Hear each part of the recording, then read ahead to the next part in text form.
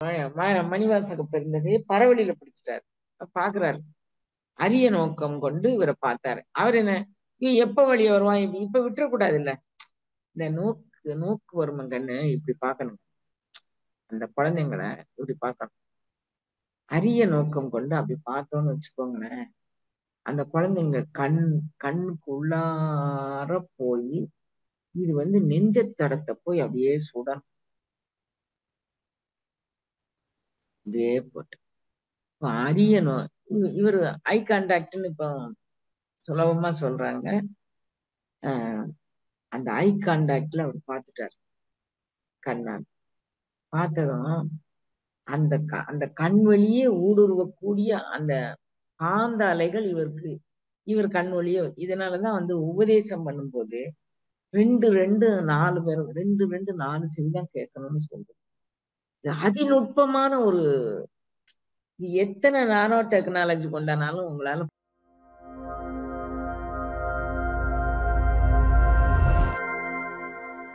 திருச்சிற்றம்பலம். மூர்த்தி தலம் தீர்த்தம் முறையாய்த் தொடங்கினர்க்கு வார்த்தை சொல்லச் சற்குருவும் வாய்க்கும் பராபரமே என்று தாய்மானவர் வழிகாட்டுதலோடு அன்னையின் காசி யாத்திரை அமைந்திருக்கிறது. முதலில் அயோத்தி வாழ் வீர சத்திரிய பரம்பரையில் அவதரித்து தர்ம வழியில் வாழ்ந்து காட்டிய சூரிய வம்சத்தின் குலதெய்வம் ஸ்ரீராமரின் திருவடியை தரிசிக்கிறோம். நமது சனாதன தர்மத்தில் காசி யாத்திரை ஒரு ஆணிவேராக உள்ளது. பிரயாகையில் முண்டம், காசியில் தண்டம், கயையில் பிண்டம் என்று நம்முடைய சம்பிரதாயம் குறிப்பிடுகின்றது. அலகாபாத் அதாவது தேவ பிரயாகையில் கங்கை, யமுனை, சரஸ்வதி என்ற நதிகள் சங்கமிக்கும் திருவேணியில் நீராடிய பின் வேணிதானம் கர்மகாரியம் செய்கிறோம். அதன்பின் காசியில் உள்ள கங்கையில் நீராடி சிரார்த்தம் தானம் செய்து விஸ்வநாதரை தரிசிக்கிறோம். அன்னை அவர்கள் தவச்சாலையில் நிகழ்த்தும் மாதாந்திர பௌர்ணமி யாகம் இம்முறையில் காசியில் நடக்க இருக்கிறது. நவம்பர் 5 கங்கை நதிக்கரையில் உலக நன்மைக்காக வேண்டி அகண்ட பாரதம் அமைய சங்கல்பம் மற்றும் வேல்மாறல் யாகம் நடக்கும். மேலும் நமது அகப்பகை மற்றும் புறப்பகையை மறக்கச் செய்து எல்லா மங்களங்களையும் நமக்கு அருளும்.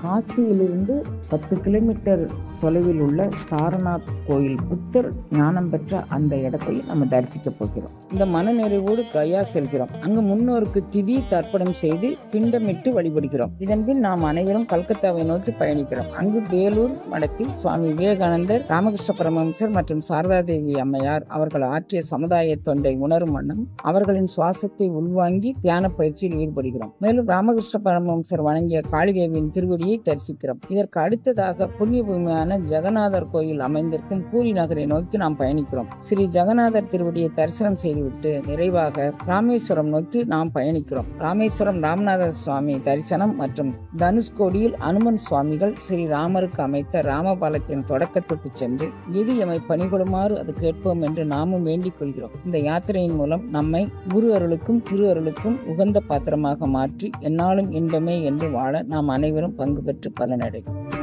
அப்படின்னு சொல்றோம். அவருடைய பாடல்ல இருந்தே அவருடைய வரலாறு நம்ம எடுத்துக்கலாம் அப்படின்னு நினைச்சேன். அப்படி நினைச்சதனுடைய வெளிப்பாடுதான் மாணிக்க வாசகருடைய வரலாறு. அந்த திருவாசகத்துக்கு இந்த யோக விளக்கம் அப்படி வந்தது. நான் திருவாசகம் அப்பா படிச்சு நான் படிச்சு தெரிஞ்சுக்கிட்டேன். நூற்றுக்கணக்கான நம்ம வீட்டுல உண்டான உதவியாளர்கள் எல்லாருக்கும் திருவாசகமும் விநாயகராகவலும் அருட்பெருஞ்சோதியாகவலும் தெரியும். ஏன்னா ஒரு 3:30 3:45 அப்பா இதை பாட ஆரம்பிச்சிருவாங்க. அந்நேரம் தொட்டு ஒரு 8 மணி 7:30 மணி வரைக்கும் அவங்க வெளியே போகிறதுக்கு இல்லைன்னு சொன்னால் மட்டும்தான் அவங்க குரல் கேட்காது. அல்லாட்டி அவங்க பாட்டுல அந்த முதல்ல சுருதி குறையவே செய்யாது, அப்படியே பாடிட்டு இருப்பாங்க. நான் அப்பா மூலமா தான் அந்த திருவாசகத்தை நான் தெரிஞ்சுக்கிட்டேன். அப்படி தெரிஞ்சுக்கிட்டு இருக்கும்போது இறைவனை சரணடைந்தால் அவன் வேகம் கெடுத்தாண்ட வேந்தன் அடி வெல்க. இறைவனை எல்லாரும் போற்றி நமக போற்றி நமக அப்படின்னு சொல்லி பாடினாங்க. நான் மணிவாசக பெருந்தகைதான் முதல்ல வெல்க அப்படின்னா. ஏன்னா நம்ம புலன்கள் பொறிகள் தான் இதுவரைக்கும் நம்மகிட்ட வென்றுகிட்டே வந்திருக்கு. அவன் வெல்லல. மாணிக்க வாசகர் என்ன நினைக்கிறாரு, அவன் வெல்லணும் அப்படின்னு நினைக்கிறாரு. அவன் வெல்லணும்னா எப்படி வெல்லுது? அது நாம வென்றக்கூடாது. யாராவது தோக்கணும்னு விரும்புவாங்களாம்? யாருமே தோக்க விரும்ப மாட்டாங்கல்ல, எல்லாரும் ஜெயிக்க தானே விரும்புவாங்க. ஆனா மாணிக்க வாசகர் தான் தோற்கணும் அப்படின்னு விரும்புறார். எங்க தோக்கணும்? கருவிகள் ஒடுங்கும் கருவிகள் எல்லாம் தோத்து போடும். அது என்ன கருவி? என்ன இது? நம்ம ரொம்ப அதுக்கு ரொம்ப அதுக்கு நம்ம முக்கியத்துவம் கொடுக்க வேண்டாம். நீ இறைவனை சரணடைஞ்சிரு. அடைக்கல பத்து அப்படின்னு ஒரு 10 பாடல் பாடியிருக்கிறார்கள். இறைவன் அவர் முன்னால தோன்றுனான். ஏன் ஏன் மாணிக்க வாசகர் மா மாணிக்க வாசகருக்கு நான் எதுக்கு ரொம்ப முக்கியத்துவம் கொடுக்க அப்படின்னு சொன்னா, மணிவாசகரை உள்வாங்கிக் கொண்டு நான் திகைத்து நிற்பேன். அவனே என்னை தேற்றுவான். அவருடைய ஒரு வார்த்தை கூட நான் உள்வாங்கல கண்ணு. காணான்னு இருந்ததுன்னா அதுல அதுல இந்த சைடுல போடுற அந்த ஒரு கோட உள்வாங்குறதுக்கு நான் முயற்சி பண்ணிக்கிட்டு இருக்கேன். அப்போ திருவாசகத்துல அந்த தீனாவை கூட நான் முழுசா உள்வாங்கல. அப்படி இருக்கும்போது எனக்கு மணிவாசகர் செய்த கருணை இருக்கு பாருங்க, பெருங்கருணை. திருவாசகத்தை உணரணும் அப்படின்னா, எல்லை மறுவா நெறியளிக்கும் திருவாசகம் என்னும் தேன் அப்படின்னு சொல்றாங்க. ஒரு தனிப்பாடல் இது. யார் பாடினாரு, எப்ப பாடினாரு அப்படின்னு யாருக்கும் தெரியாது. திரு அந்த பாடல்ல அவர் சொல்றாரு, அது திருவாசகம் என்னும் தேன். அது சொல்றாரு, திருவாசகம் என்னும் தேன் என்ன செய்யும்? தொல்லை இரும்பிறவி சூழும் தலை நீக்கும். திருவாசகம் என்னும் தேன் தொல்லை இரும்பிறவி, கடுத்தமான பிறவி, ஐயோ அப்பா ஏன்டா பிறந்தோம் அப்படின்னு இந்த தொல்லை இரும்பிறவி சூழும் தலை நீக்கி அல்லல் அறுத்து. திருவாசகம் என்னும் தேன் அல்லல் அறுத்து. திருவாசகம் என்னும் தேன் ஆனந்தமாக்கு. திருவாசகம் என்னும் தேன் எல்லை மறுவா நெறியல். இப்ப இந்த ஒரு பாடல்லையே இவ்வளவு பலன் செஞ்சிருக்கு. அப்ப அப்ப அந்த ஒரு பாடல் போதுமே, நமக்கு வேற எதுக்கு ரொம்ப போவானே? திருவாசகத்தை நம்ம பிடிச்சுப்போம் அப்படின்னு எனக்கு திருவாசகத்தை பிடிக்கும்போது அதுக்கு தொட்டுக்க ஊறுகாயா சேர்த்ததான் திருமந்திரம் எல்லாம். முதல்ல திருவாசகத்தை தான் முதல்ல நான் சாப்பிட ஆரம்பிச்சேன். திருவாசகத்துக்கு தொட்டுக்கிறதுக்கு ஊறுகாய். ஏன்னா இந்த யோகம் எதை எதை சார்ந்து விளக்குது, இந்த யோகத்துல எதை சார்ந்து விளக்கம் வருது அப்படின்னு நான் நினைச்சேன். திருவாசகத்துல சொல்லாத யோகங்களே கிடையாது. அது லய யோகம் பற்றி சொல்லுது, ஹட யோகம் பற்றி சொல்லுது, அது அட்டாங்க யோகம் பற்றி சொல்லுது, அது பிரசாத யோகம். பிரசாத யோகம்னா ஓம் அப்படிங்கக்கூடிய ஒளி, அந்த நம்ம உடம்புல அதை இயக்கி ஒளிநிலை அனுபவத்துக்கு கொண்டுட்டு போறதுக்கு பேர் தான் பிரசாத யோகம். ஒளி யோகம் அப்படின்னு பேர் அதுக்கு. அதை சொல்லுது.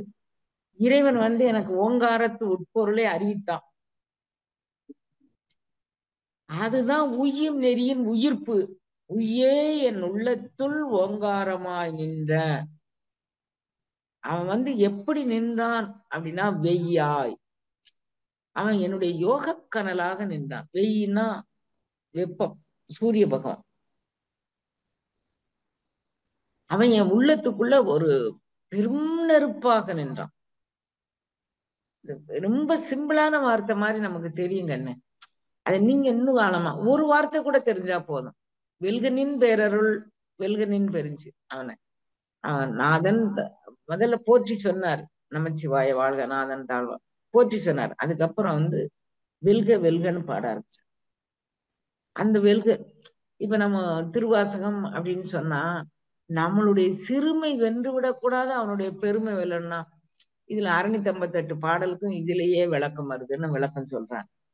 சொல்லுக்கு நம்ம இலக்கிய விளக்கம் எல்லாம் இதுக்கு இதுக்கு கூடாது.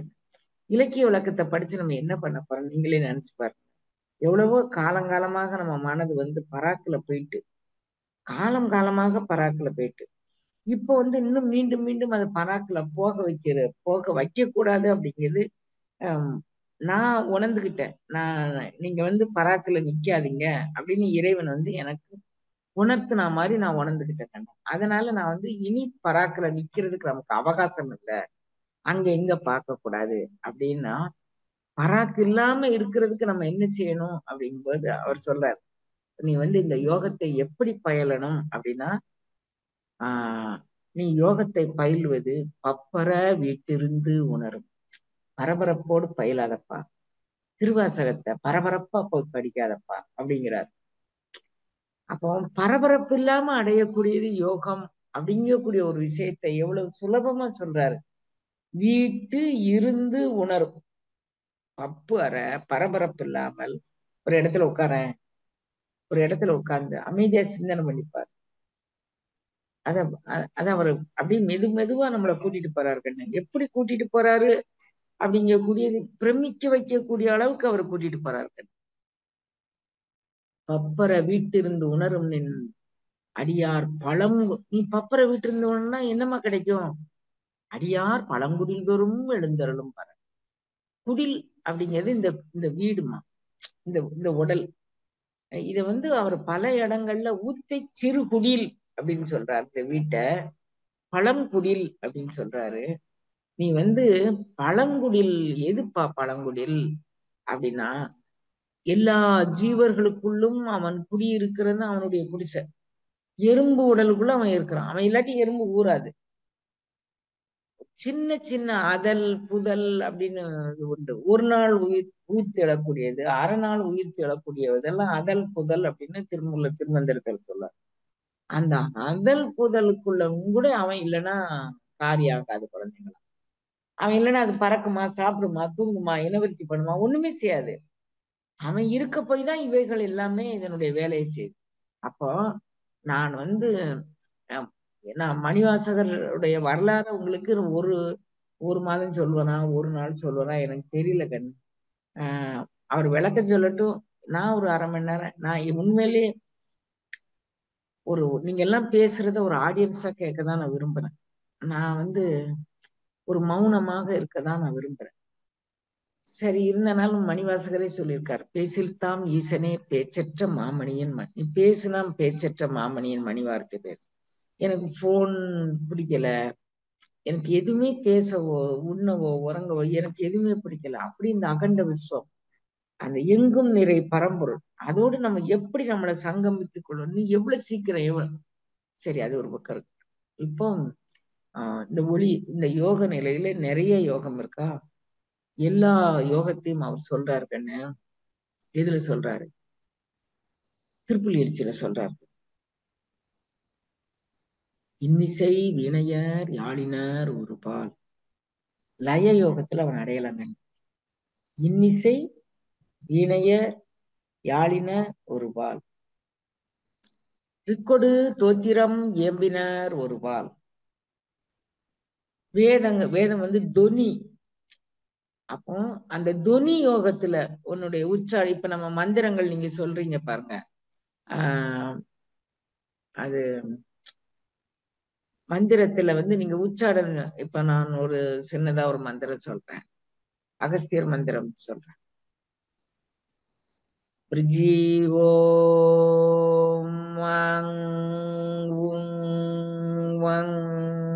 சிவய நமவோ. இது யுகத்திற்கும் பரத்திற்குமான மந்திரம். பில்லி சூன்யம் பெரும்பகையாக அகலக்கூடியது. நோய் நொடிகள்ல இருந்து நம்மளை காத்து கொள்ளக்கூடியது.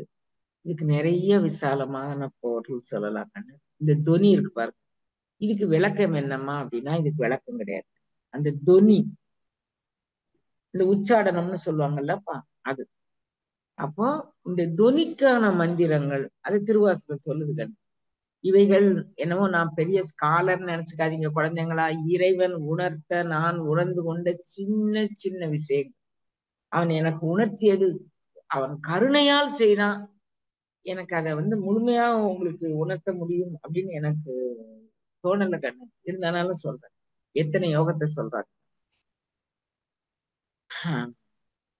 இன்னிசை வீணையர் யாழினர் ஒரு பால், திருக்கொடு தோத்திரம் இயம்பினர் ஒரு பால், துண்ணிய பிணைமலர் கையினர் ஒரு பால். இங்க பாருங்க, இறைவனை அடைவதற்கு துண்ணிய பிணைமலர் கையினர் ஒரு பால். இது அடயோகங்கள்.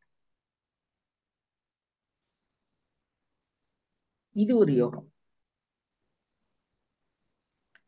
தொழுகையர் அழுகையர் துவள்கையர்,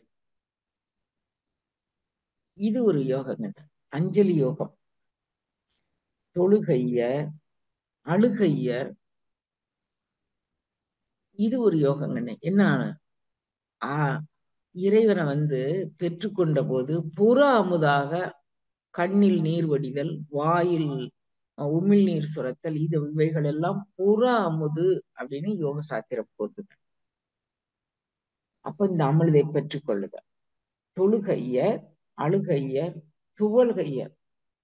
உருள்வல வர்றதும் ஒரு யோகங்க.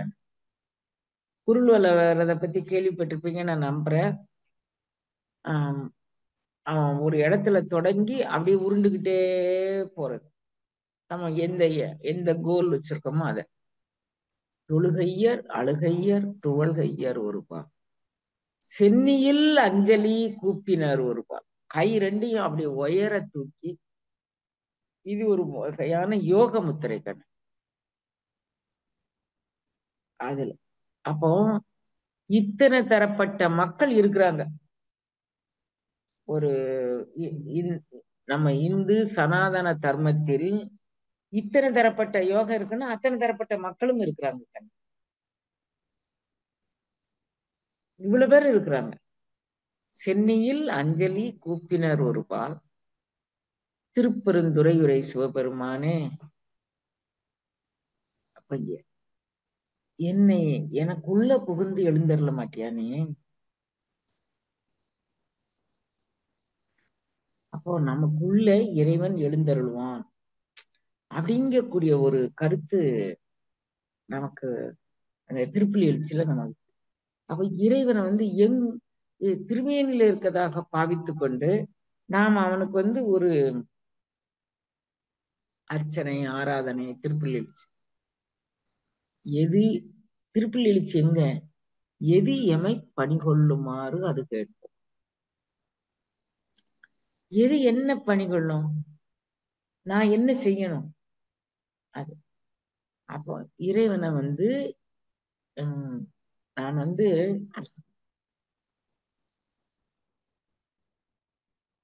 நிறைய விஷயங்கள் உங்களுக்கு சொல்லணும்னு நினைக்கிறேன். எனக்கு ஏதோ தெரியல கண்ணு, நான் என்ன உங்களுக்கு சொல்ல போறேன். இதுக்கு ஒரு வகுப்பு தேவையா இப்படி பேசாம இருக்கிறதுக்கு? அதுக்கு இவர் சொல்றத நானும் கேட்டுட்டு நீங்களும் கேட்டுட்டு இருக்கலாம். அவரு நாளைக்கு சொல்றேன்ட்டாரு. ஒரு 15 நிமிஷம் எனக்கு கொடுத்தா போதும்ப்பா. நீங்க நிறைய கருத்து வச்சிருக்கீங்க, மக்களுக்கு சென்றடையிட்டு இருக்கு திருவாசகம் பற்றி.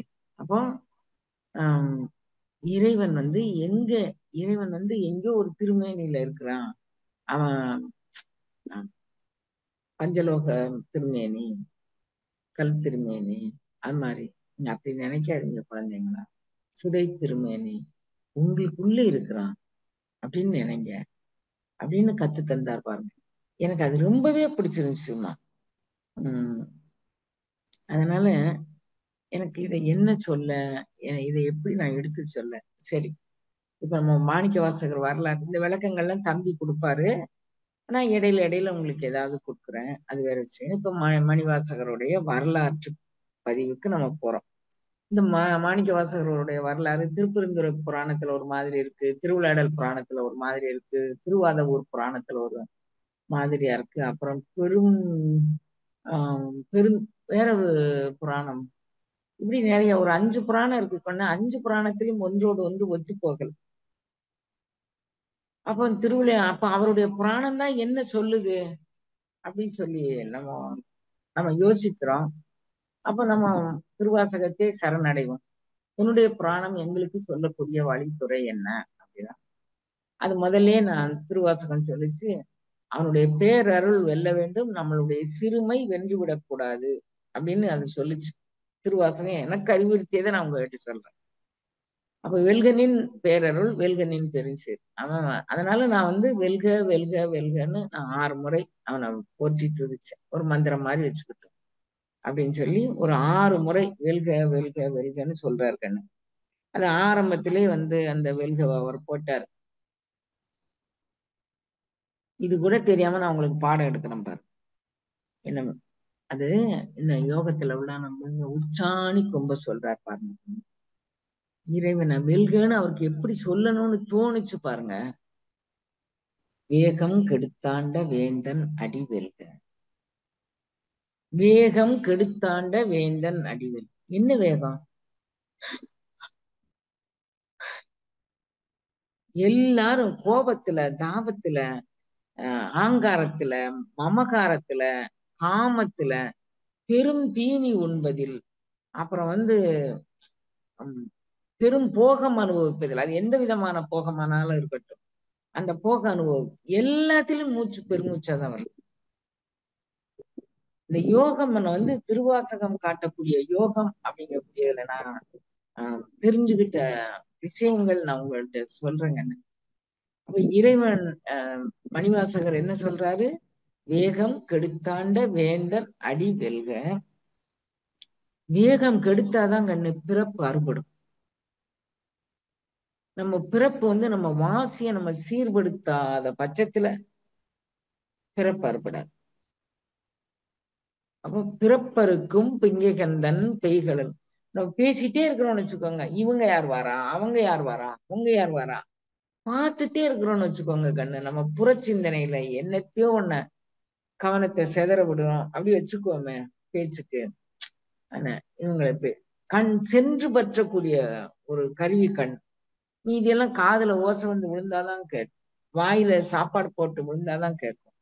இது கண்ணு மட்டும் எங்க போனாலும் இந்த புடவை நல்லா இருக்கு, இந்த நெக்லஸ் நல்லா இருக்கு, அவங்க வச்சிருக்க கார் நல்லா இருக்கு, அவன் வச்சிருக்க வீடு சென்று பற்றக்கூடியது கண்ணு. அப்ப இவர் என்ன நினைக்கிறாரு? வேகம் கெடுத்தாண்ட, இந்த வேகம் எப்போது எனக்கு கெடுத்து ஆளப்படும் அப்படின்னு அவர் யோசிக்கிறார் பாருங்க. அந்த மூச்சு சீராக ஆகும்போது இந்த வேகம், மூச்சு வேகம் இருக்கு பாருங்க, அதை சமனப்படுத்தும். வேகம் கெடுத்தாண்ட வேந்தன் அடி வெல்க. அந்த வேகம் கெடுத்தால்தான் பிறப்பு அறுபடும். பிறப்பருக்கும் பிங்கிகந்தன் பெய்கழல்கள் வெல்க. சரி, இதே மூச்சு, இதே மூச்சு நம்மகிட்ட இருந்துகிட்டே இருக்கு கண்ணு. இந்த மூச்சு நம்மகிட்ட இருந்துகிட்டே இருக்கு. அந்த மூச்சை நம்ம உணர்தமா? நம்ம மூச்சு விடாம வாழ முடியாது அப்படிங்கிறது தெரியுமா நமக்கு? தெரியாது கண்ணு. மூச்சு விடாம நம்மளால வாழவே முடியாது. அப்படி இருக்கும்போது நம்ம அதை யாருமே கண்டுக்கல. வேகம் போது குறைஞ்சு போது, ஆள் மூச்சு நம்ம போகல, எதுவுமே பத்தி நம்ம சிந்திக்க மாட்டாங்க. எதையும் பத்தி சிந்திக்கிறது இல்லை. நம்மளுடைய பிறப்பின் நுட்பம் என்ன, எதை பத்தியுமே சிந்திக்கிறது இல்லை நம்ம. அப்ப அவர் சொல்றாரு, வேகம் கெடுத்தாண்ட வேந்தன் அடி வெல்க, பிறப்பருக்கும் பெங்கிகந்தன் பெய்கழல்கள் வெல்க. இத பத்தி சிந்திக்காதவங்களும் அவரும் சிந்திக்கலைங்க. நீ வரல பிறந்துக்கோ செத்துக்கோ, பிறந்துக்கோ செத்துக்கோ, பிறந்துக்கோ செத்துக்கோ, ஆனா நான் உங்ககிட்டதான் இருக்கிறேன். நான் இல்லைன்னா நீ கையை அசைக்க முடியாது, காலை அசைக்க முடியாது, நாவை அசைக்க முடியாது, எதையும் அசைக்க முடியாது. நான் உன்னிடம் இருப்பதால் நீங்க எல்லாம் இதை செஞ்சுக்கிறீங்க. அதான் அவர் சொல்றார், புறத்தார்க்கு சேயோந்தன் பூங்கழல்கள் வெல்க. அவனை பத்தி நினைக்கல, மூச்சு நம்ம வாசியை பத்தி நினைக்கல, சிவத்தை பத்தி நினைக்கல, சிவம் நம்முள்ள இருந்து இயக்கி கொண்டிருக்குங்க கூடிய இயங்கலை பத்தி நம்ம நினைக்கல. அப்போ அப்படியெல்லாம் நினைக்கல அப்படிங்கிற பட்சத்துல அவன் செய்யும். அண்மையா யாருக்கு இருக்கான்? யார் அவனை ஓதாதே உள்குவார் உள்ளிருக்கும் உள்ளான். நமக்கு உத்தரவாதம் செய்கிறார். நீ நினைக்கல, உன் வாசி ஓடுது, குடுகுடுன்னு ஓடுறோம், குடுகுடுன்னு ஓடியாரோம், அவசர தேவைக்கு ஓடாமலாம் இருக்க முடியாது. ஆனா நம்மளுடைய எண்ண ஓட்டங்களோடு நம்ம ஓடும்போது ரொம்ப டயர்ட் ஆயிருவீங்க குழந்தைங்களா. யாரையும் ஒருத்தங்க நீங்க காதலிக்கிறீங்க, கத்திரிக்காய் பண்றீங்க, என்னத்தையும் ஒண்ணு பண்றீங்க, எவ்வளவு மூச்சு அதுல வீணாகும் தெரியுமா குழந்தைங்க? ஏதோ ஊர்க்கதை பேசுறீங்க, அவ்வளவு மூச்சு அதுல வீணாகும் குழந்தைங்க. அதை பத்தியே நமக்கு தெரியாது. ஆயுளை நம்ம குறைச்சுக்கிட்டே வரோம். அத சொல்றாரு, நீ அப்படி குறைக்காதப்பா. வேகம் கெடுத்தாண்ட வேந்தனடி வெல்க, பிறப்பருக்கும் பெங்கைகந்தன் பெய்கழல்கள் வெல்க, புறத்தார்க்கு செய்யோந்தன் பூங்கழல்கள் வெல்க. இப்ப பாருங்க, இந்த அஞ்சலி முத்திரை இருக்கு பாருங்க. இந்த அஞ்சலி முத்திரை பெஸ்ட் முத்திரை. கரம் குவிவார் உண்மைகளும் கோண்கடல்கள் வெல்க. நீங்க கையெடுத்து கும்பிடுறீங்கன்னு வச்சுக்கோங்களேன். இந்த கையெடுத்து கும்பிடுறதுல எல்லா புலன்களும் அப்படியே ஒடுங்குங்க. நம்ம நிறைய பேரை கையெடுத்து கும்பிடுவோம். அவங்களுக்கு கையெடுத்து கும்பிடுறதுக்கு அவங்களுக்கு அவகாசம் கிடையாதுங்கன்னு. சில பேர் சிரிப்பாங்க, சில பேர் சிரிக்க கூட மாட்டாங்க, சில பேர் தலையசைப்பாங்க பாருங்க. அப்ப அவங்களுக்கு எல்லாம் எப்படி கண்ணு யோகம் சித்தியாகும்? கரங்குவிவார் உண்மைகளும் கோண்கடல்கள் வெல்க. ஐயே, அவங்க உள்ளத்துக்குள்ள இவன் தன்னாலே போய் இருந்துக்குவான். உனக்கு அஞ்சலி முத்திரை பண்ணனாலே எங்கும் இல்லாத மகிழ்ச்சி உங்களுக்கு வந்து சேரும் அப்படின்னு உத்தரவாதம் கொடுக்கிறாரு. யோகத்தினுடைய பார்ட் அண்ட் பார்சல் தான் முத்திரை கண்ணு. அப்போ கரங்குவிவார் உண்மைகளும் கோண்கடல்கள் வெல்க, சிரம் குவிவார் ஓங்குவிக்கும் சீரோன் கடல்கள் வெல்க. பணிவாக தண்டனிட்டேன் என்று சொல்லடி ஞான சபை தலைவனுக்கு தண்டனிட்டேன். அந்த பணிவு நம்ம எல்லாருக்கும் வேணும். அது யோகத்தின் ஒரு அம்சம். அப்ப நம்ம மனம் ஒன்றுதலுக்கு நாம் செய்யக்கூடியது இவைகள் எல்லாமே வந்து ஒரு யோக சூத்திரங்கள் அப்படின்னு இறைவன் உணர்த்த நான் உணர்ந்துகிட்டேங்க. நானாக தெரிஞ்சுக்கல, மணிவாசகர் உணர்த்த நான் தெரிஞ்சுக்கிட்டேன். இந்த வேகங்கெடுத்தாண்ட வேந்தனடி வெல்க அப்படிங்கக்கூடிய பதம் என்னுடைய மனசுக்குள்ள மூச்சின் வேகத்தை நாம் வந்து அதிகரிக்க கூடாது. மூச்சின் வேகம் எதெல்லாம் அதிகரிக்கும் அப்படின்னு நான் தெரிஞ்சுக்கிட்டேன். நான் ஏறத்தாழ 35 வயசு வரைக்கும் நான் பேசினதா இல்லை. அது எல்லாரும் இப்ப சொல்லுவாங்க, ஊமை பிள்ளைன்னு உங்களை சொல்லுவாங்களேம்மா, நீங்களா இவ்வளவு பேசுறீங்கன்னு கேட்கும் போதுதான் எனக்கு அதெல்லாம் நினைவுக்கு கூட வருது. அப்படின்னு கூட எனக்கு நினைவுல இல்லை குழந்தை. நான் என்ன புரிஞ்சுக்கிட்டேன், வேகம், மூச்சின் வேகம் இயல்பாக ஓடுனா அப்பதான் வந்து இறைவனை நம்ம பிடிக்க முடியும். அந்த நெஞ்ச தடத்தில் அலறுதல் அப்படிங்கிறது மலருதல் அப்படின்னு. அப்ப அதை அப்பதான் பிடிக்க முடியும் அப்படிங்கிறத நான் அது மூலமா தெரிஞ்சுக்கிட்டேங்க. இப்ப மணிவாசகர் வரலாறு நான் சொல்லிட்டு வரேன் குழந்தைங்களா. அப்ப இப்ப நம்ம வந்து திருவாசகம் என்ன சொல்லுது, அவர் வந்து என்ன செஞ்சுக்கிட்டாரு, வேகம், இறைவன் வந்து அவருடைய வேகத்தை கெடுத்து ஆண்டான். எப்படி கெடுத்தாண்டான்? அவரை வந்து அரசன் வந்து குதிரை வாங்க போச்சான். குதிரை வாங்க போச்சோன்னா நம்பிக்கையான அரசன். 16 வயசுல அமைச்சு தொழில போனாரு. 32 வயசுல திருவருளை சிந்தனை பண்ணிட்டார். 16 அவர் எத்தனை ஆண்டு காலம் அரசு உத்தியோகத்துல இருந்தாரு, எத்தனை ஆண்டு காலம் அவரு ஓடும் கவண்டிமைய உறவென்றுட்டார் அப்படிங்கக்கூடியது அந்த ஆராய்ச்சி நமக்கு தேவையில்லை. அவர் பெற்ற அனுபவம் என்ன, சமுதாயத்திற்கு அதை எப்படி அவர் சப்மிட் பண்ணிட்டு போயிருக்கிறார், அதை எப்படி அர்ப்பணிப்போடு கொடுத்திருக்கிறார். அவரை தேடி வரும் அந்த குழந்தைகளுக்கு, அருட்குழந்தைகளுக்கு அவர் என்ன செஞ்சிருக்கிறார், அதை மட்டும் நம்ம தெரிஞ்சுப்போம். இப்ப இவர் வந்து அரசன் நீ குதிரை வாங்க போப்பான்னு சொன்னாரு. இவர் மனசுக்குள்ள இதே நினைவு வருது, எதையும் ஏகம் கெடுத்தாண்ட வேந்தன் அடி வெல்க. குதிரையில போயிட்டே இருக்கிறாரு, குதிரையை பாக்குறாரு. அந்த குதிரையினுடைய வேகம் வந்து 2 கால பின்னால வைக்குங்கன்னு. குதிரைய நீங்க வந்து 2 காலை வந்து முன்னால தூக்கும். பார்த்திருக்கீங்களா? குதிரைய யாரும் பார்த்திருக்கீங்களா? பார்த்திருக்கீங்க. 2 காலை மடக்கும். அப்போ 4 அங்குல காற்றை நீ உள் வாங்கிக்கிட்டேனா நீ வந்து உனக்கு மொத்தம் 16 வீச்சுல உனக்கு காற்று நீ உள் வாங்கி வெளியிடுற. அதை கொஞ்சம் கொஞ்சமா சுருக்கிக்கிட்டு வேகம் கெடுத்து ஆளும்போது 12 அங்குலத்துக்கு நீ சுருக்கிக்கணும். அப்ப இவர் குதிரையில தானே போய் குதிரை வாங்க போறாரு. அந்த குதிரை இவருக்கு ஒரு ஞானாசிரியனாக இருந்து செயல்படும். அப்போ இறைவன் சொல்றான், அடே நீ இந்த பிறவி குதிரை வாங்க வேடா பிறந்த, மாஏற ஏறி மதுரை நகர் புகுந்து. மானா என்ன? குதிரை. வேறொரு குதிரை இருக்குடா உனக்கு. அந்த குதிரை, வாசி குதிரைக்கு பேர் குதிரை. யானையும் வந்து சுழிமுனை ஆற்றலுக்கு பேர் யானைகள். இத வந்து இறைவனே வந்து கைதான் நெகிழ விட, கை அப்படிங்கக்கூடியது ஒழுக்கம் அப்படிங்கக்கூடிய ஒரு பேர்ல வருது. சுழிமுனை தும்பிக்கை அப்படிங்கக்கூடிய ஒரு பொருள்ல வருது.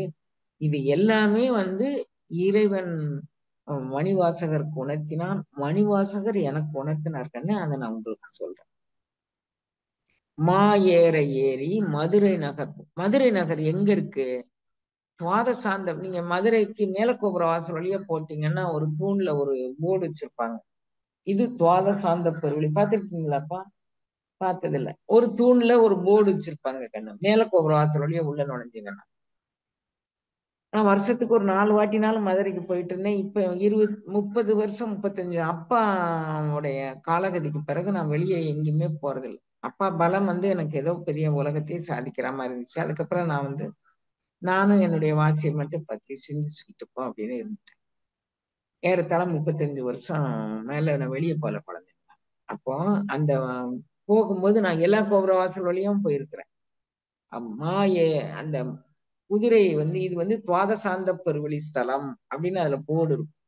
துவாதசாந்தம்னா தசம் அப்படின்னா 10, துவா 2, உச்சந்தலைக்கு மேல 12 அங்குலம் உயரமானது இந்த தலத்தினுடைய மகிமை அப்படின்னு நினைக்காங்க. மதுரை மாநகரின் பெருமை துவாதசாந்த பெருவழியில் நம்ம அண்ட பகிரண்டத்துல உள்ளான உலகங்கள்ல இது துவாதசாந்த பெருவழியில் இருக்கக்கூடிய நகரம். புரியுதா கண்ணு? அண்ட ஆற்றல் ஃபுல்லா ஒவ்வொரு அண்டங்களா இருக்குன்னு சொல்றாங்கல்ல. அந்த அண்ட ஆற்றல்ல மதுரை நகரம் வந்து அங்க இருக்கு. அண்டவெளி எவ்வளவோ, பிண்டவெளி எவ்வளவோ அப்படின்னு எல்லாம் ரொம்ப வர்ணிக்கிறாங்கல்ல வரலாளர்கள் அதுல. அப்ப ஏற ஏறி மதுரை நகர் புகுந்து அப்படின்னு ஒரு வாசகம் திருவாசகத்துல வருதுங்க. ஓ, வாசி குதிரை ஏறினால் ஏற ஏறி மதுரை பெருநகர் நம்ம போலாம். பாதசாந்த பெருவெளிக்கு நம்ம போலாம். இப்ப நம்ம மூச்சை வந்து 16 அங்குலம் மூச்சை நாம வந்து 4 அங்குலம் நம்ம வீணாக்கி வெளியிட்டுக்கிட்டே இருக்கோம். அப்ப அது மூலமா நம்ம ஆயுள் குறைஞ்சுக்கிட்டே இருக்கு. நம்ம ஆயுள் குறைப்பு எப்படி நடக்கு அப்படின்னா, உள்வாங்குற மூச்சு வெளிவிடுற மூச்சு ஈக்குவலா இருந்துச்சு அப்படின்னா குறையாது. வெளிவிடுற மூச்சு 4 அங்குலம் அதிகமாக அதிகமாக நம்மளுடைய ஆயுள் ஆயுள் வந்து மூச்சு தான் நமக்கு கணக்கு, வயசு கணக்கு கிடையாது. அப்படிதான் திருமூலர் திருமந்திரத்துல சொல்றாங்க. அப்ப மூச்சு எத்தனை மூச்சுன்னு உன் தலையில எழுதியிருக்கோ அத்தனை மூச்சு வரைக்கும் நம்ம விட்டாக்கணும். அந்த மூச்சை நம்ம எப்படினாலும் விட்டுக்கலாம். ஓடி ஓடி ஓடி ஓடி ஓடி ஓடி ஓடி அப்ப டென்ஷன் டென்ஷன். ஒரு 10 தொழில் ரிட்டையர்மெண்ட்டுக்கு பிறகு 10 தொழில் செய்யறாங்க. உனக்கு தகுதியில நான் போடா 58 வயசு நீ உழைச்சது போதும், உன் காலு நாடி நரம்பு எல்லாமே சோர்வாயிருக்கும் போடான்னு கவர்மெண்ட் தள்ளிடுது, ஆபீஸ் தள்ளிடுது. அதுக்கு பிறகு உழைக்கிறாங்க. இத்தனை வயசு தான் கணக்கு அப்படின்னு தள்ளிடுது, அதுக்கு பிறகு உழைக்கிறாங்க. கொஞ்ச நேரம் அமர இருந்து ஏற ஏறி மதுரை நகர் புகுந்தல் எப்படி அப்படின்னு பார்க்கலாம் தான். இவங்கெல்லாம் கஞ்சிக்கு இல்லாதவங்க இல்ல, உழைக்கிறவங்க எல்லாம். 10 வீடு வச்சிருக்கிறாங்க கனி, எனக்கு தெரிஞ்சு 5 கார் வச்சிருக்கிறாங்க, மீண்டும் உழைக்கிறாங்க. உழைச்சிட்டு இதோட நிறுத்திக்கலாம்னு நினைச்சேன், இன்னும் நிறுத்த முடியல. இதெல்லாம் நிறுத்திக்கலாம்னு நினைக்கிறேன், நான் நிறுத்த முடியல. ஏன்னா எனக்கு என்னைய சமாதானப்படுத்த கொஞ்சம் சொல்ல மாதிரி என்கிட்ட சொல்லுவாங்க பாரு. இந்த கொடுமையை நான் எங்கொண்டு போய் சொல்லட்டும்? கொஞ்ச நேரம் அமைதியா உட்கார்ந்து ஆரவாரமற்ற இடத்துல நம்ம இறைவனை உணர்வதற்கு தத்துவங்களோடு கூடக்கூடாது, உண்மையான மெய்யடியவர்கள் கூட கூடணும்னு இவர் சொல்றாரு, மணிவாசகர் சொல்றார். அப்ப அவர் தெரிஞ்சுக்கிட்டாரு, ஏற ஏறுனா மதுரை பெருநகர் போகலாம் அப்படின்னு தெரிஞ்சுக்கிட்டாரு. அவர் தெரிஞ்சுக்கிட்டதை நமக்கு சொல்றார். நீங்க வந்து இதுதான் அடைய வேண்டிய உங்களுடைய கோல். குழந்தைங்களா புரியுதா? போர் அடிக்குதா குழந்தைங்களா? புரியுதா? அப்ப இங்க இருந்து அப்படி போறோமா, இவர் வந்து ஆஹ் இறைவனுடைய பேரருள் தான் வெல்ல வேண்டும் அப்படின்னு தெரிஞ்சுக்கிட்டாரா? நம்ம சிறுமி வென்றக்கூடாதுன்னு தெரிஞ்சுக்கிட்டாரா? அப்ப அதுக்கு வேகம் கெடுக்கணும்னு சொல்லி தெரிஞ்சுக்கிட்டாரா? எந்த வேகம் கெடுக்கணும்? வாசியினுடைய வேகம் கெடுத்தாதான் பொறிபுலன்களுடைய வேகம் கெடும் அப்படின்னு தெரிஞ்சுக்கிட்டாரா? குதிரை வாங்க போனாரா? அப்போ வேகம் கெடுக்கிறது எப்படி, ஏற ஏறுறது எப்படி அப்படிங்கக்கூடிய நிலையில் நின்றாரு. தன்னை மறந்தார், தன் நாமம் பெற்றார். இவருக்கு வந்து வாசி வாங்க போனது எதுவுமே இவருக்கு நினைவுல இல்லைங்க. அந்த குதிரை வாங்க போன எதுவுமே குதிரைக்கும் வாசின்னு ஒரு பேர் உண்டு கண்ணு, எதுவுமே நினைவில்லை. இறைவன் என்ன நினைச்சான் அப்படின்னா, இந்த குழந்தை குதிரை வாங்கு குதிரை வாங்குதாதாக்கா அந்த குழந்தை பிறந்துச்சு. இந்த உலக மக்கள் உய்தி அடைவதற்கு திருவாசகம் கொடுக்கறதுக்கு பிறந்துச்சு. இது போய் குதிரை வாங்கிட்டு தெரியுதேன்னு இறைவன் வந்து தான் குதிரைக்காரனா வந்துட்டாங்க என்ன. அப்ப இறைவன் நம்மளுக்கு வந்து எந்த வகையில எல்லாம் உதவி செய்ய வாரான் பாருங்க. நம்ம ஏதாவது ஏத்துக்கிறோமா பாருங்க. எந்த வகையிலும் அவன் உதவி எந்த வகையிலாவது இந்த குழந்தைய நம்ம கரை சேர்த்துடணும், எந்த வகையிலாவது கரை சேர்த்துடணும் அப்படின்னு. அவன் இறைவன் வந்து தன்னை எப்படி வந்து ஆட்கொண்டான் அப்படின்னா, அவர் சொல்றாரு, மீன் வலை வீசிய காணவன் வந்து வெளிப்படும் ஆயிடிலே அப்படின்னு சொன்னார். அப்ப மீன் வலை எப்படி வீசுனா அப்படின்னு சொன்னா, ஆஹ் வலை வீசி பிடிக்கிறான், பேராசை வாரியான், வலை வீசுறானா, அப்படி வீசி வீசி போடுறானா வலைய. சாப்பிட மாட்டாதா, இந்த புள்ள ஆப்டராதா, இந்த புள்ள ஆப்டராதா, இந்த புள்ள ஆப்டராதா. அதுக்கு வந்து எண்ணற்ற வலைகள் வச்சிருக்கான் நானு.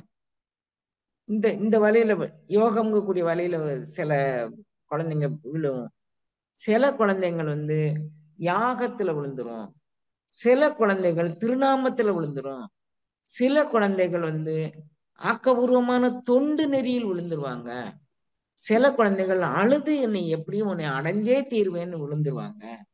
அப்படி வந்து அவன் விதவிதமான வலை வச்சிருக்கான். நான் வந்து இறைவன் வச்சிருக்க வலைகளை பற்றி நான் சிந்திச்சது உண்டு. ஆனா மீனவர்களும் அந்த வலை வச்சிருக்காங்கன்னு இப்ப சமீபமா 1 மாதத்துக்கு இடையில நான் தெரிஞ்சுக்கிட்டேன். குழந்தைங்களா மீன் பிடிக்க போறவங்க விதவிதமா வலை வச்சிருக்கிறாங்க. நான் ஒருத்தன் நான் அன்னைக்கு இந்த வலையை எடுத்துட்டு போய் மீன் பிடிக்க போனேன் அப்படின்னு அவன் ஒரு மீன் பேரை சொல்றான். எனக்கு அது புரியல. விதவிதமான வலை வச்சிருக்கிறாங்க கண்ணு. அது அது தெரிஞ்சுக்கிட்டேன். அப்பதான் நான் தெரிஞ்சேன். ஓ, பேரண்ட நாயகன் விதவிதமா யோகம் செய்யறவங்களுக்கு ஒரு வலை, யாகம் செய்யறவங்களுக்கு ஒரு வலை, அன்பு செய்யறவங்களுக்கு ஒரு வலை, தொண்டு செய்யறவங்களுக்கு ஒரு வலை, இப்படி வச்சிருக்கானே அவன். அதனாலதான் நம்ம மணிவாசக பிறந்தக வலை வீசி காணவன் வந்து வெளிப்படும் ஆயிடிலே அப்படின்னு சொல்றாரு அப்படின்னு நான் தெரிஞ்சுக்கிட்டேன் குழந்தைங்களா. இப்ப இறைவன் வந்து இவர் இங்க இருந்து போனாரா, இந்த இத பத்தியே சிந்திச்சுக்கிட்டு போனாரா மணிவாசக பெருந்தகை. அப்போ ஒரு ஒரு காலகட்டத்துல அவர் வந்து அரிய நோக்கம் கொண்டு பேரண்ட நாயகன் இவரை பார்க்கிறான். அந்த இறைவனுக்கு எத்தனையோ பேர் இருக்கு. இறைவனுக்கு ஒரு பேர் சொல்லாரு, நோக்கரிய நோக்கே. நோக்கன் அவன், நோக்கன். அவன் அவன் நோக்குறான். அறிவு அறியான், அது இறைவனுக்கு ஒரு பெயர் கண். மணிவாசகர் கொடுக்கிற பேர் இறைவனுக்கு கொடுக்கிற பேர் மாதிரி வேற யாருமே கொடுத்திருக்க மாட்டாங்க. தான் என்னென்ன அனுபவிச்சோமோ அத்தனை அனுபவத்தையும் இறைவன் பேருக்கு சொல்ற. அவன் அரிய நோக்கன். அதனால அவன் அந்த அரிய நோக்கம் கொண்டு என்ன பார்த்தான். அந்த அரிய நோக்கம் என்ன செஞ்சுச்சு? நுணுக்கரிய நுண்ணுணர்வே. அரிய நுண்ணுணர்வு கொடுத்துச்சு. நுண்ணுணர்வு என்ன? இந்த வாசியினுடைய நுட்பங்கள் என்ன? நுண் உணர்வு. அறிவு கொண்டு அதை உணர முடியாது கண்ணு. நீங்க தனிமையில ஒரு இடத்துல உட்கார்ந்து கொஞ்ச நேரம் அப்படியே மூச்சோடே பயணிச்சு, பிரபு எனக்கு வேற கதி இல்லை கண்ணா, எனக்கு வேற கதி இல்லை, நீதான் கதி, எனக்கு எப்படியாவது கதியே போற்றி. அவர் சொல்றாரு, கதியே போற்றி. திருவாசகம் படிக்கிறவங்களுக்கு தெரியும். எனக்கு வேற கதி இல்லப்பா, எனக்கு நீதான் கதி அப்படின்னு சொல்லி கேட்கும்போது அவன் அந்த கதின்னா மூச்சு, அதுல நின்று அவன் அருட்கருணை செய்கின்றான். இப்ப மணிவாசகர் போயிட்டாரு. அரிய நோக்கம் கொண்டு அவன் என்ன செய்யறான்? நீ எப்பண்டா வெளியே வருவான்? இவன் அரண்மனைக்குள்ள எல்லாம் உட்கார்ந்துட்டு இருக்கான். நீ எப்ப வெளியே வருவான், எப்ப வெளியே வருவான், எப்ப வெளியே வருவான்? ஏற்கனவே கோயிலுக்கு உள்ளார ஒரு அன்பர் இருந்தார். அந்த அன்பரை போய் சுப்பிரமணிய பட்டர், அவர் தான் அபிராமி பட்டரா மாறுறாரு பின்னார். அவரை கோயிலுக்குள்ள போய் பிடிச்சாரு. இவரு பரவழியில பிடிச்சிட்டாரு. மணிவாசக பெருந்தகையை பரவழியில பிடிச்சிட்டாரு. பாக்குறாரு. அரிய நோக்கம் கொண்டு இவரை பார்த்தாரு. அவர் என்ன, நீ எப்ப வெளியே வருவான், இப்ப விட்டுறக்கூடாது இல்ல, இந்த நோக்கு வருமன் கண்ணு இப்படி பார்க்கணும். அந்த குழந்தைங்களை இப்படி பார்க்கணும். அரிய நோக்கம் கொண்டு அப்படி பார்த்தோம்னு வச்சுக்கோங்களேன், அந்த குழந்தைங்க கண்ணுக்கு உள்ளார போய் இது வந்து நெஞ்சத்தடத்தை போய் அப்படியே சுடணும். இப்படியே போட்டு இப்ப அறியணும். இவரு ஐ கான்டாக்ட்னு இப்போ சுலபமா சொல்றாங்க. அஹ் அந்த ஐ கான்டாக்ட்ல அவர் பார்த்துட்டார். கண்ணால் பார்த்ததும் அந்த கண் வழியே ஊடுருவக்கூடிய அந்த காந்த அலைகள் இவர் கண் வழியே இதனாலதான் வந்து உபதேசம் பண்ணும்போது 2 2 4 செவிதான் கேட்கணும்னு சொல்றோம். இது அதிநுட்பமான ஒரு இது எத்தனை நானோ டெக்னாலஜி கொண்டானாலும் உங்களால பார்க்கவே முடியாது ராஜா. அனுபவிச்சு உணர்ந்தாதான் பார்க்க முடியும். அந்த கண் வழியா அப்படி வந்து உள்ள வந்து பாயுது. உண்மையிலே வந்து நான் என்னுடைய 12 அல்லது 13 வயதுக்கு உள்ளாரதான் இருக்கும் குழந்தைங்களா எனக்கு கண் போயிடுச்சு. இந்நேர வரைக்கும் அவன் என் கண்ணுக்குள்ள நின்று செயல்படும். எந்த மருத்துவத்தாலும் இதை வந்து குணப்படுத்த முடியாது அப்படின்னு சொல்லிட்டான். நானும் 2 முறைதான் மருத்துவத்துக்கு போனேன். ஏன்னா அவர் நீ மருத்துவத்துக்கு போக வேண்டாம்னு சொல்லிட்டாரு. அந்த நேரத்துல அந்த அரிய திருநோக்கம் நம்ம மீது விழுந்ததுன்னு வச்சுக்கோங்களேன். எது நமக்கு பார்க்க முடியுமோ அதை பார்த்துட்டு போங்க. எது வேண்டாமோ விட்டுட்டு போங்க. இவ்வளவேதான். சும்மா இதை பார்த்து அதை பார்த்து என்ன பண்ண போறோம்? பார்த்து என்ன பண்ண போறோம்? மனம் வந்து பாயும், அலைபாயும். அப்படி பாய விடக்கூடாதுன்னு சொல்றாரு மணிவாசகர் பெருந்தகை. அவருடைய வாழ்க்கையில அப்படி அலைபாய விடாம இவர் பார்த்தாரா? ஐ கான்டாக்ட் எதிரால நின்னு பார்த்தாரு. இப்படி வருவாரா, அப்படி வருவாரா, அப்படி மாணிக்கவாசகர் எப்ப வெளியே வருவார், எப்ப வெளியே வருவார், எப்ப இவ்வளவு பெரிய நூல் எழுதினவருக்கு இயற்பெயர் என்னன்னு தெரியாது கண்டு. அவர் சொன்ன மாணிக்கம், அவர் சொன்ன வாசகங்கள் அவருக்கு மாணிக்க வாசகர்னு பெயர் கொடுத்தது. அவ அப்பா அம்மா பேர் தெரியாது.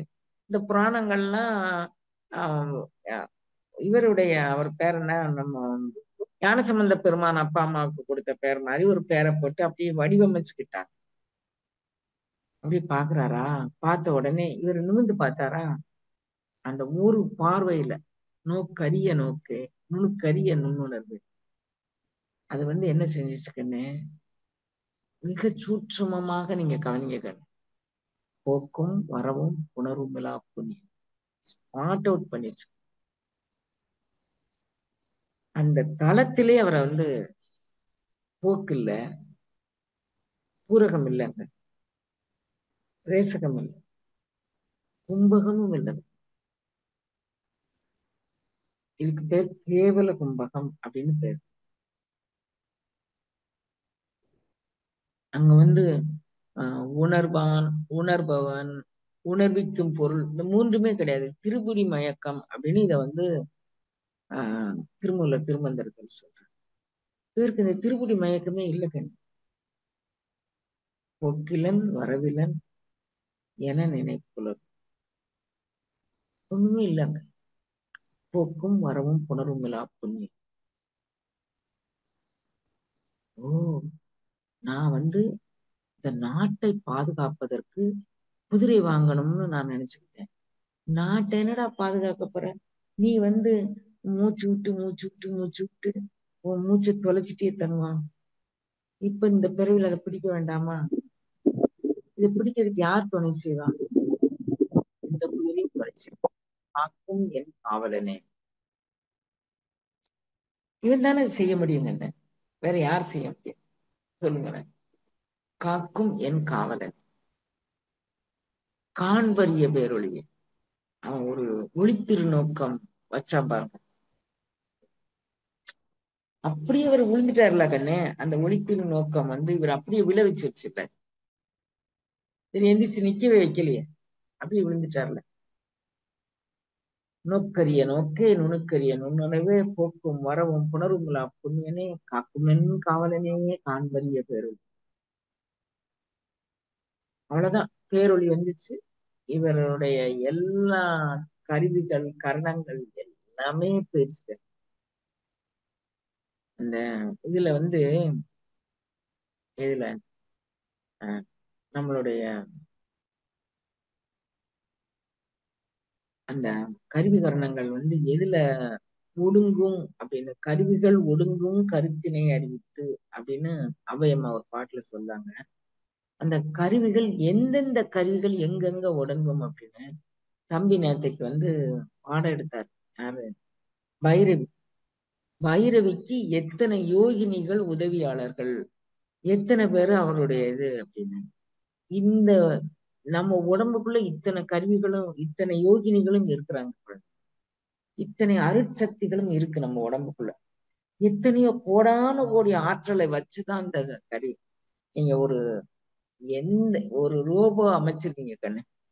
ஒரு ரோபோ உங்களுக்கு நீங்க எந்த காம்பனன்ட் போட்டு அதுல நீங்க வாங்க அப்படின்னு வரவேற்கிற மாதிரி ஒரு ரோபோ பண்றாங்க. அப்புறம் வந்து விசிறி விடுற மாதிரி பண்றாங்க. அப்புறம் வந்து நம்ம கேட்ட கேள்விகளுக்கெல்லாம் அது பதில் சொல்லுது. நான் ஒரு ரோபோ பேசுறத கேட்டேன்.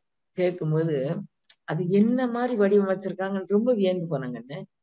அது வந்து 2000 இப்ப நடந்த தேர்தல்ல யார் ஜெயிப்பா அப்படின்னு அந்த ரோபோட்ட கேக்குறாங்க.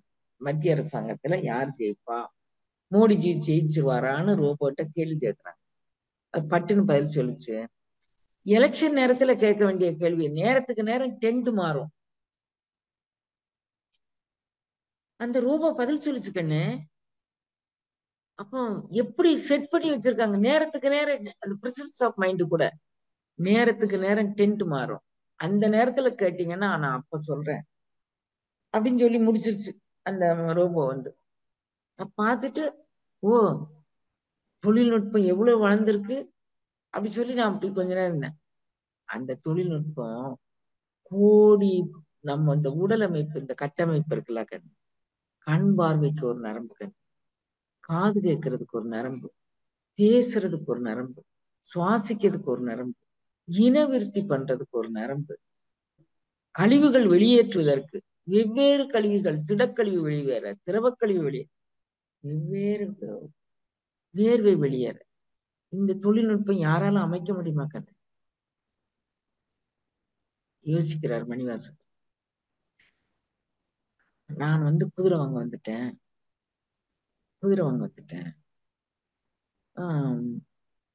நான் நாட்டை பாதுகாத்துருவேனா? இல்லாட்டி இந்த அரசன் தான் நாட்டை பாதுகாத்துருவான். யார் பாதுகாத்துருவா? காக்குமென் காவலனே.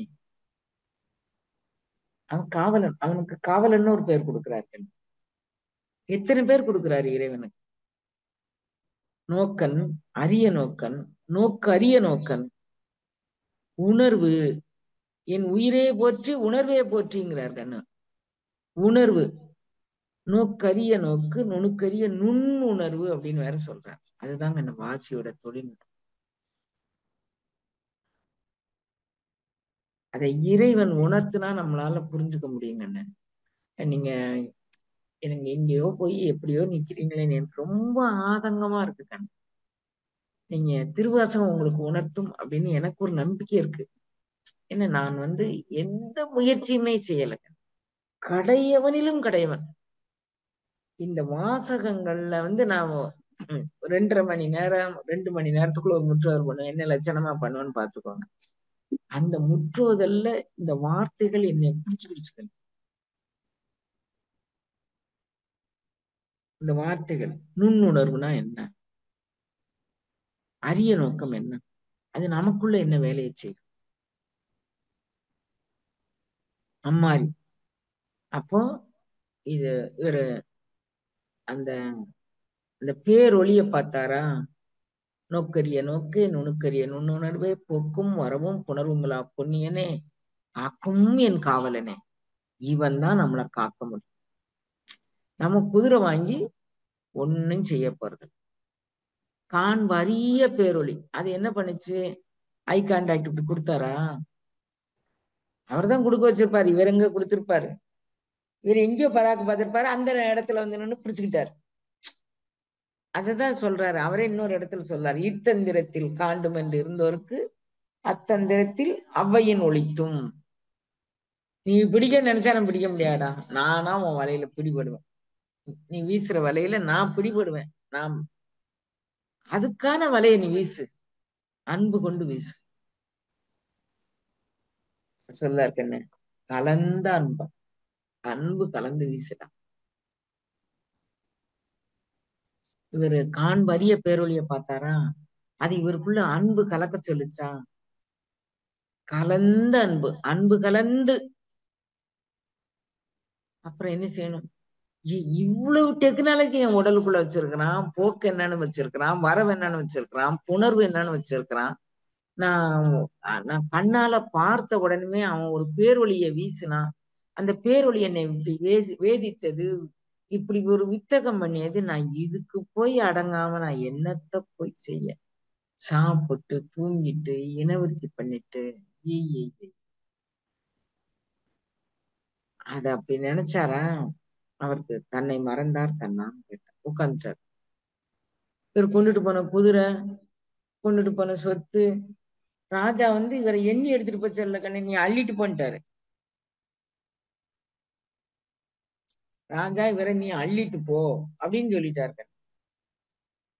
இது என்ன வச்சிருக்காங்க அம்மா கோஸ்தகம்னு கேட்டிருக்காங்க. இதான் வச்சிருக்காங்க அம்மா. அப்போ இத பார்த்தாரா? இத பார்த்துட்டு இறைவன் வந்து தன்னை எப்படி ஆட்கொண்டாரு அப்படிங்கிறத சொல்றாரு. கொஞ்சம் கொஞ்சமா கொண்டுட்டு போறேன் நான். இந்த பேரொளி பிளம்பு அப்படியே இவரை முழுங்கிக்கிடுச்சு.